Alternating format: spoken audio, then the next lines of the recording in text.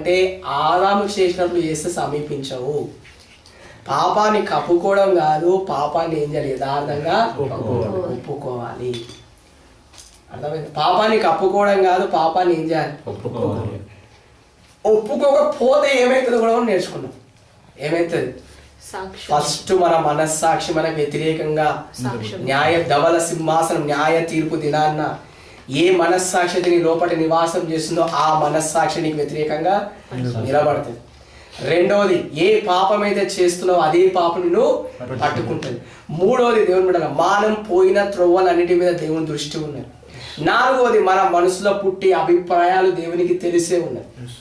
ఐదవది, ఆకాశం భూమినికి వ్యతిరేకంగా సాక్ష్యం చెప్తుంది. ఆరవది, గోడలోని రాళ్ళు దూలాలు తప్పించుకుంటామా పాపం విషయం? అర్థమవుతుందా? తప్పించుకోలేము. హల్లెలూయా. దేవుని బిడ్డలారా, ఒకసారి ఆలోచించండి.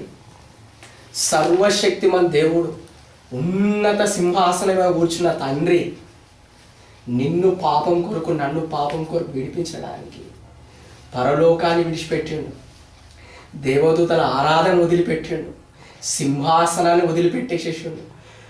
దేవుడు మనిషిగా మారిండు, ఇంకా దాసునిగా మారిండు, తన్ను తాను విక్తునిగా చేసుకున్నాడు, శిలువ మరణం పొందినట్టుగా. ఒక తుచ్చమైన మానవుడు మొక్క మీద ఉమ్మేస కూడా ఓర్చుకున్నాడు ప్రభు. పాతాళం వెళ్ళి కాలడానికి కూడా ఇష్టపడ్డాడు. పరలోకం నుండి భూలోకానికి వచ్చిండు, భూలోకం నుండి పాతాళం వెళ్ళి 3 గంటల సేపు ఎంత వెల చెల్లించిండు పాపం కొరకు. అర్థమైంది? ఎంత గొప్ప వెల చెల్లించిండు దేవుని బిడ్డలారా. ఇంత గొప్ప వెల చెల్లించింది. నువ్వు పాపంతో ఆటలాడినాక, పాపంతో ఇష్టానుసారం జీవితం జీవించడానిక? దేవుని ధర్మశాస్త్రం ఏం చెప్తుంది? పాపముల జీతము మరణం. మనిషి పాపం చేశాడు, మరణ శిక్ష ఎవరి మీద పడ్డది? కడపటి ఆదామైనా యేసు మీద పడ్డది. హల్లెలూయా.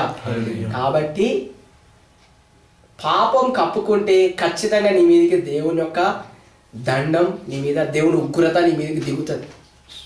ఎక్కడ దిగుతుంది? ధవల సింహాసనం మీద కూర్చుని, ధవల సింహాసనం దగ్గర దేవుని బిడ్డలారా మనం నిలబడుతున్నప్పుడు దేవునికి జవాబు చెప్పాలి. అర్థమవుతుందా? దేవుడు ఎవరిని కూడా వదిలిపెట్టాడు. కాబట్టి మనము దేవుని బిడ్డలారా మనం ఇష్టం వచ్చినట్టు ఆటలు ఆడితే దేవుడు చూస్తూ పరలోకాన్ని విడిచిపెట్టి పాపిని వెతుక్కుంటూ పాపం కొరకు ఇంత వెల చెల్లిస్తే నువ్వు పాపాలు ఒప్పుకోవడానికే సిగ్గుపడి పాప జీవితాన్ని విడిచిపెట్టడానికే ఇష్టం లేకపోతే ఖచ్చితంగా నీ కేర్ ఆఫ్ అడ్రస్ నరకమే. యేసుక్రీస్తు భూలోకానికి వచ్చింది క్రిస్టియన్ రిలీజియన్ సృష్టించడానికి రాలేదు, క్రైస్తవ మతాన్ని సృష్టించడానికి రాలేదు. ఆయన క్రైస్తవ మత గురువు కాదు. ఆయన అర్థమవుతుందా దేవుని బిడ్డలారా? క్రిస్టియన్ రిలీజియన్ సంబంధించిన దేవుడు కాదు ఆయన, క్రైస్తవ మత గురువు కాదు ఆయన. అర్థమవుతుందా? మనిషిని పాపం నుంచి విడిపించడానికి వచ్చాడు, దేవునితో సమాధాన పరచాడు.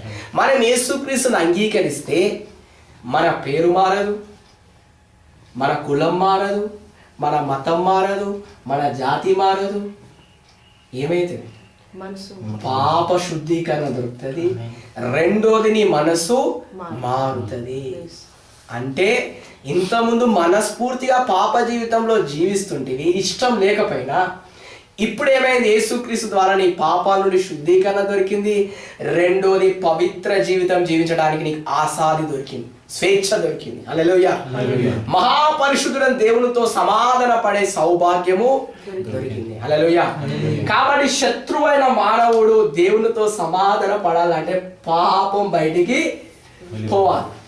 పాపం బయటికి పోకపోతే మనం దేవునితో సమాధాన పడలేము. హల్లెలూయా. మా ఇన్ని మాటలు అందరికి మంచిగా అర్థమైపోయిందా? క్లియర్. కాబట్టి ఆదాం దేవునికి ఎలా ఉండే? ఫస్ట్ స్నేహితుడుగా ఉండే, సెకండ్ ఇప్పుడు ఏమైపోయాడు? శత్రువు అయ్యాడు.